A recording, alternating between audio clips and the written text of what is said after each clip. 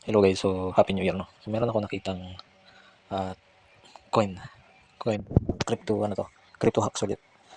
May tatlo ako nakita kanina na medyo interesting yung kanyang investor no. So puntahan natin tong tatlong coin na to. Ito,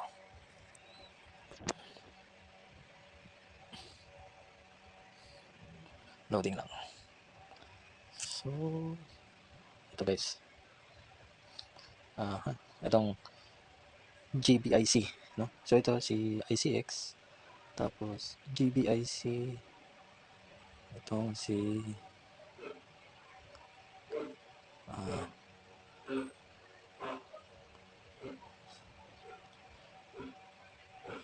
ah, ICX, tsaka si yung WAXP. Puntahan na lang natin yung ano, yung para dito kay OKX, yung ating platform. Ito yung exchange na ginagamit natin. Ayan, doon tayo. So dito natin search no.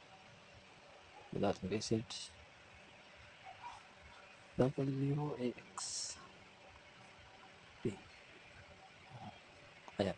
Actually nilagay na natin sa favorites yan para madaling natin makita. Tingnan natin yung overview guys.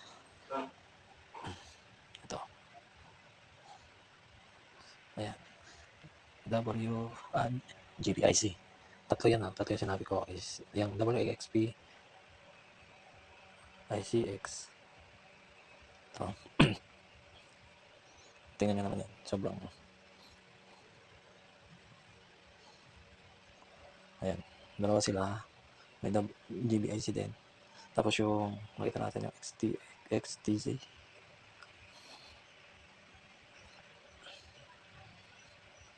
Ito.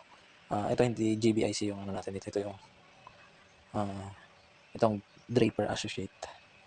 Ayan, Draper Associate. So, puntahan natin yung Google. Ayan. Kung sino-sino yung mga investor na yan. Okay.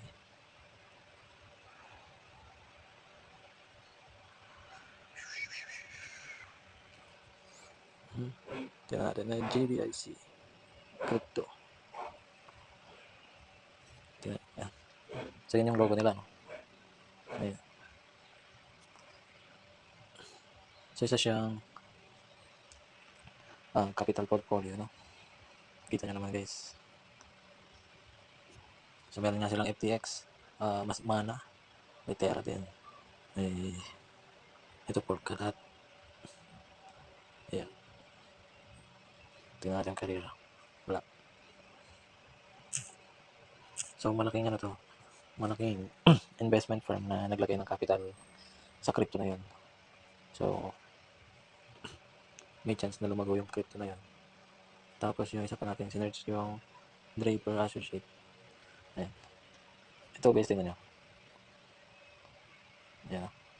Si Draper daw ay American Venture Capital and founder of Draper Network. So, Draper no, venture capitalist. So, safe yung coin natin kung yun yung ating pipiliin. Kasi, malalaking, ito 1985 po.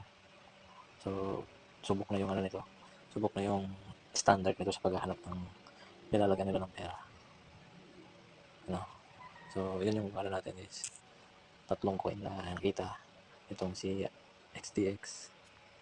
Alam ko itong XTC na to ay gagawin ano to, payment.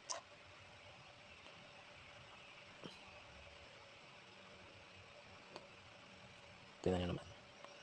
So, hindi ko pa inaisa-isa, no? Isa lang yung nakita ko yon si Draper. Tsaka yun nga yun sa ICX na GBIC. Yan. Bakit mo nga pala nagustuhan? Bukod doon sa may, ano siya, may marami siyang investor. Plus, yung chart niya ay bottom na. So, pwede tayong bumili. Ayan, tingnan nyo yung ano natin. Yung position. So, bottom na siya. Kaysa naman bibili tayo sa taas na, di ba? Tingnan nyo yung asset natin. So, pabagsak yung ano. So, meron tayong ICX Algo. Ayan. Ito nga, maganda rin to. Ito. Maraming investor din to. Pero hindi siya recommended. No?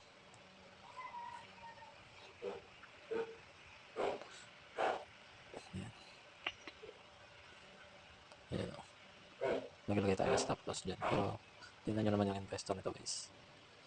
Ayan. Home Finance, diba? Ito na lang na digital currency holding. So hindi to basta-basta coin. So ipapump nila yan hanggang sa ma-reach ulit yung all-time high. No, hoping naman yun. No? Hoping lang yun. Pero nilagay tayo ang ating technique, ang stop loss in case. Ayan. So yun lang guys. Happy New Year.